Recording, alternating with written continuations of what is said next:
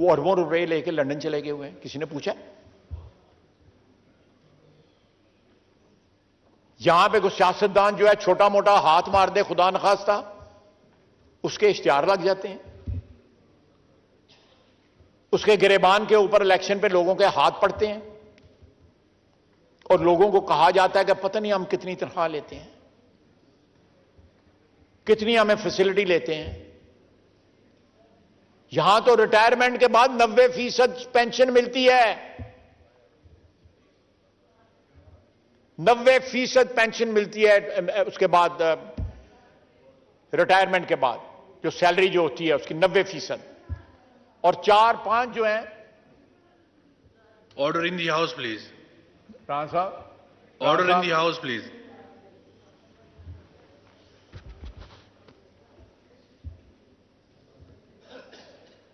और साथ जो है 4-4, 5-5 मुलाजमीन जो है वो रिटायरमेंट के बाद घर ले जाते हैं,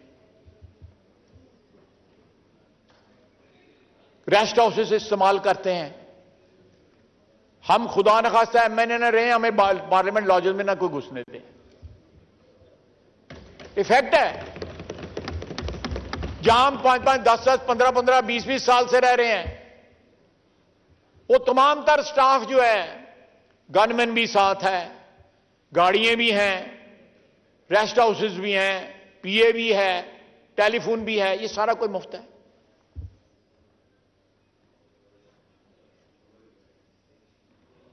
इस तरह तो दामाद भी नहीं रखे जाते जिस तरह ये हमारे ये लोग हैं ना।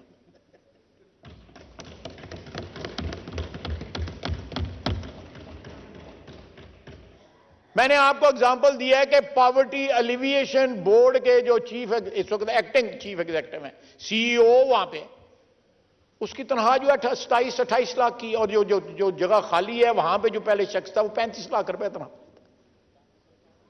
ये गुर्बत मुकाने वाली ऑर्गेनाइजेशन है, गुर्बत मुकाने वाली ऑर्गेनाइजेशन है। नूर आलम बुलाओ ना यार उसको, खुदा का वास्ता है बुलाओ उसको। इतनी अच्छी कल तकरीर तुमने की, बुलाओ उसको, करो ड्राई क्लीन उधर उसको पीएसी में, पूछो तो सही उससे। हमारे पास आर्म्स हैं, ये आर्म्स हैं हमारे जो अकाउंटेबिलिटी कर सकते हैं। पीएसी है, हमारी स्टैंडिंग कमेटीज हैं। क्या हम उनको पूरी तरह उनको ऑपरेट कर रहे हैं?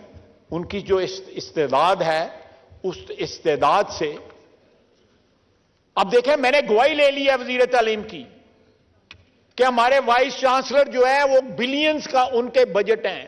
मुझे नाम तक पता है, मैं नाम नहीं लेना चाहता। असातिज़ा हैं, वो कौम को तालीम दे रहे हैं, डाकू कौम को तालीम दे रहे हैं, तो वो डाके मारना ही सिखाएंगे और क्या करेंगे? रिटायर नहीं होते, स्टे ले लेते हैं, टेन्योर खत्म होती है, स्टे ले लेते हैं। रासा मैं गलत कह रहा हूं तो मैं बिल्कुल, मेरा गिरबान आपके हाथ बिल्कुल। ये अदलिया क्या कर रही है इस मुल्क के साथ? को अपनी इंट्रोस्पेक्शन करें, को सेल्फ अकाउंटेबिलिटी करें।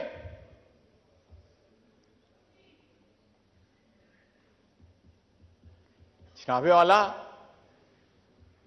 जब ऐसे हालात हों एक मुल्क के अंदर, इस किस्म की जो है परवर्जन हो, पॉलिटिकल, फाइनेंशियल एंड अदरवाइज, तो फिर जो है 2018 में जो कुछ हुआ फिर वो होता है, और फिर 4 साल जो हुक्मरानी यहां पे हुई फिर वो होती है, और फिर जो 9 मई का वाकया हुआ तो फिर वो उसके नताइज होते हैं कि एक शख्स जो है चंद हजार आदमियों के साथ जो है रियासत को चैलेंज करता है, और रियासत की रेट को चैलेंज करता है।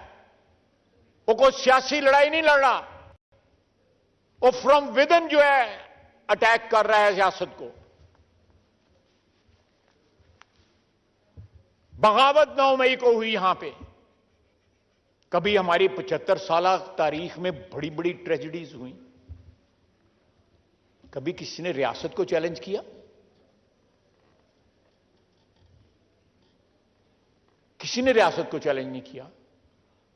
पहाड़ टूट पड़े सियासतदानों के ऊपर, ट्रेजेडीज फेस की, लेकिन एक शख्स का इख्तिदार क्या छिन गया कि उसने कोशिश की कि रियासत को यरगमाल बना ले और टारगेटेड कल वो क्या कल उसने ट्वीट किया है, मेरा हाल ही परसों ट्वीट किया है कि ये सारा प्री प्लान था, ये सारा करवाया गया था। हम नाम लेना शुरू करें, आपकी दो हमशीरगान वहां पे खड़ी थी, क्या वो भी इस प्लानिंग का हिस्सा थी? आपके वज़रा वहां पे खड़े थे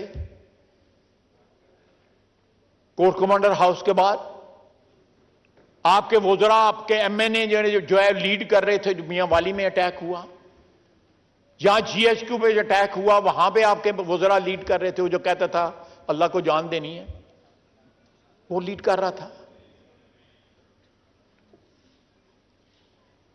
ये कौन सी साजिश हुई है इमरान खान के खिलाफ जिसमें सारे उसके अपने आदमी हैं?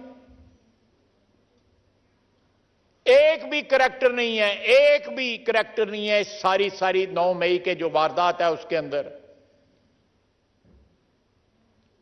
3200, 32,500, 3,200 कुछ जो है लोग आइडेंटिफाई हो चुके हैं, अभी पूरे पकड़े नहीं गए, आइडेंटिफाई उनकी शिनाख्त हो चुकी है।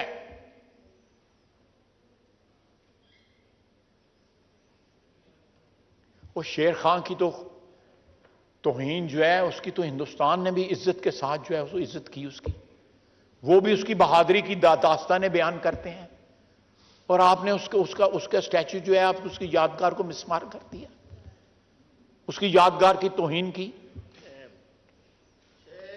दुश्मन मुमालिक जो है कि उनकी फौजें एक दूसरे के शहीदों को या एक दूसरे के बहादुर सिपाही जो लड़ते हैं उनके खिलाफ उनकी इज्जत करते हैं। ये एक कोड है, सारी दुनिया में जंगों का कोड है। क्या आप लाशों की बेहुरमती नहीं करते? आप रिस्पेक्ट करते हैं, चाहे दुश्मन का जो स्पाई भी जो है is fallen in a battle. यहां पे तो उनकी यादगार, उनके याद के जो बुत थे या उनके यादगारें जो थी, जो स्टैच्यूज थे, आपने उनको भी मिसमार कर दिया। कितनी शदीद नफरत का इजहार उन्होंने उस दिन किया पाकिस्तान के खिलाफ 9 मई को, कितनी शदीद नफरत का इजहार किया। उनके चेहरों से शदीद नफरत का इजहार हो रहा था। आप टेलीविजन के ऊपर जरा गौर से देखें उन लोगों को जो जीएचक्यू के ऊपर जो है वो पेट्रोल के बॉम्ब फेंक रहे थे,